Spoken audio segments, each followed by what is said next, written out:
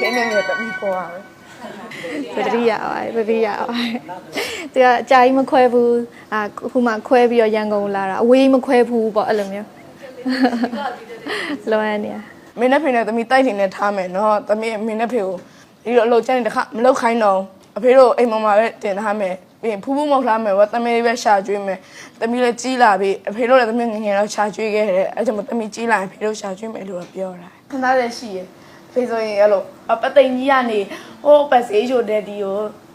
အတီးတွေသွားဝဲရတယ်ပြန်လာရင်တို့မှမောပြီးအသားတွေလည်းမဲလာဖေဖေနဲ့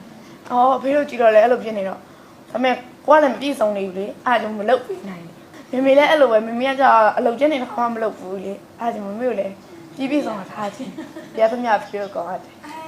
တုံးဖို့တွေပါတယ်အဲ့လိုမျိုးပြန်ပြီးတော့တောင်းတာတုံးကတခါတည်းအကြောင်းမှမုတ်စားမို့တွဲတော့အဲ့လိုပဲတောင်းတာဖေတို့လည်းမပြည့်စုံနေဘူးလေအဲ့ကြောင့်မို့အဲ့လိုတော့မတောင်းတာ